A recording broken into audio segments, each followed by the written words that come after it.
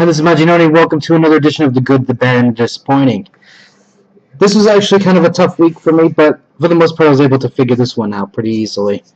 First up is The Good, and I have to give it to Thor, God of Thunder, number 23. Thor again proves, time and time again, this is the silent book that everybody should be buying, and nobody's buying, for some stupid reason. I still can't fathom it.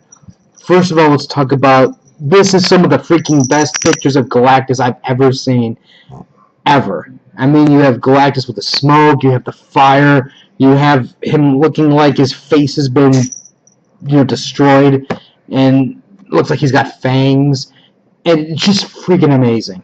And then you have, now this is a little bit, going back into the past issues, but Thor, since he can't beat Galactus, he gets the Butcher's Sword, and he comes back, and it's taking care of business. While that's going on, you have young Thor, or I should say modern Thor. He's fighting some trolls, he's fighting the Minotaur, and both Thors are fully taking care of business. And again, if you look at this art is just simply beautiful. I mean, there's so many panels that are just, the way they play the lights and the darks, it's just fantastic. And I was truly, truly happy with this issue. And even the S.H.I.E.L.D. agent that Thor's having this flirtatious relationship with, she's taking care of business. And this was like a no-nonsense, let's kick some butt.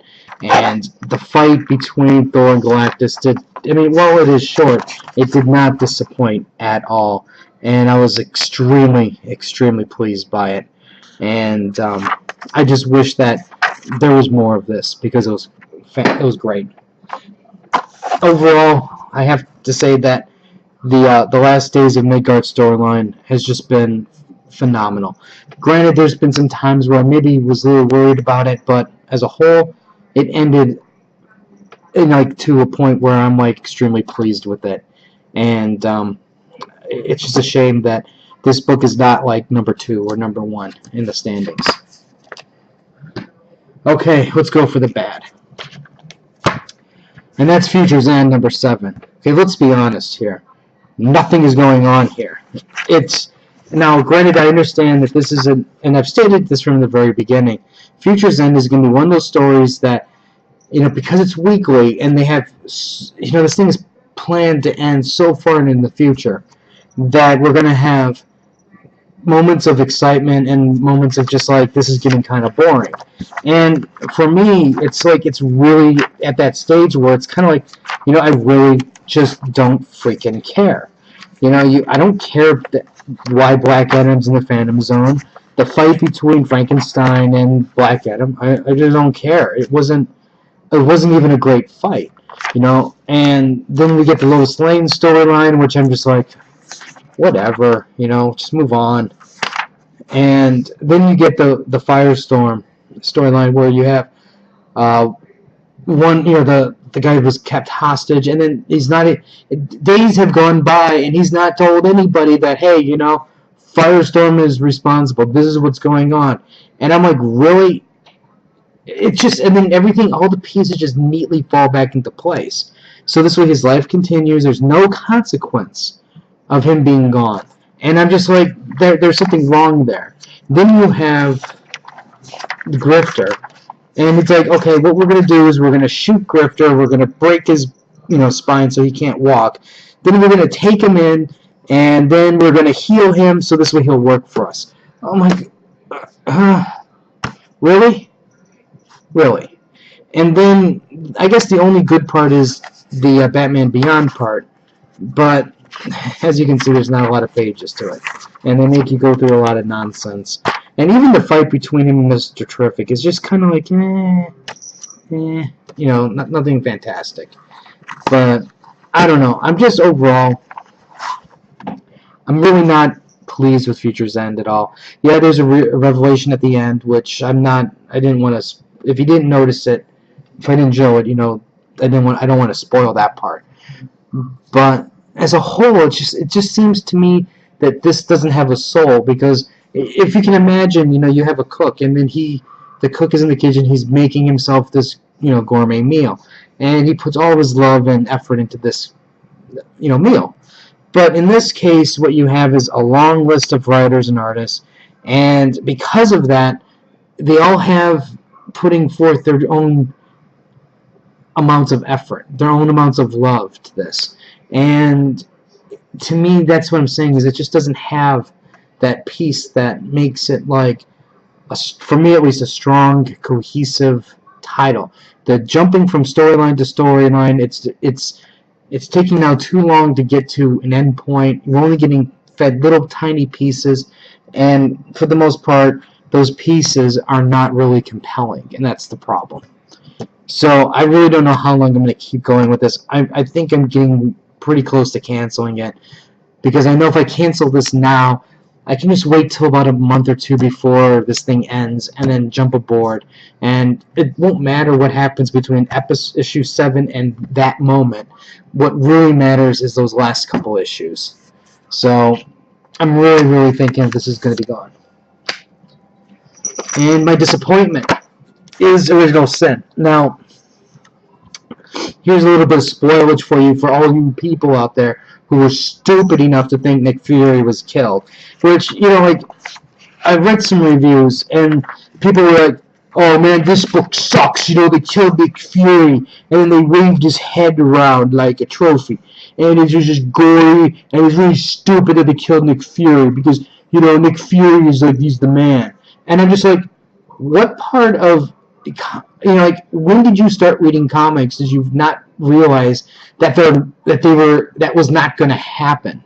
It's like, granted, I give you points, waving Nick Fury's head around is kind of gruesome, but that's not Nick Fury. I mean, they said that from the very beginning when the secrets were revealed. He said, that's odd, I don't have any secrets. Guess what? That was your clue that it's not a living person. I'm like, what part of that did you not read? Which you probably never did read. But anyways, that's enough of that rant. Now, let's get on with it. Here's my problem with it, and this is why I think this is a disappointment. Yes, this is a murder mystery, and yes, it's moving at a very slow pace, but the problem here is they throw you some bones early, with the Midas, the orb, and all that stuff, and then they conveniently end it. And they keep saying there's more, there's somebody else behind it. Now, granted, they do give you who's behind it, but the problem is, behind part of this, but the problem is, I don't think they're giving enough to make us feel compelled. Now, by that I mean, I like some of the interactions between some of these characters. But at the same time, I think that it's missing. It really is truly missing something, and that's the part I'm kind of like, I need something a little bit more. Now, the one thing though that I really, really enjoyed, and I mean I was laughing at, and now I understand that I'm biased with this, but eventually they trace the signal back, and they find that there's a space station. And conveniently, all the heroes meet back together again, and of course they have to start fighting because nobody trusts each other. It's not like years of working together ever builds up any trust or anything like that.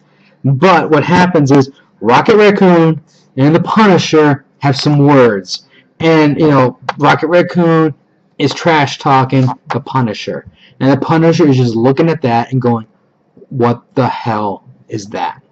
And that, to me, made this book. I mean, this almost made it like the good book of the week. But then, I objectively looked at this and said, well, there is a lot of good elements, and there's some strong elements in the week, especially the way it ended.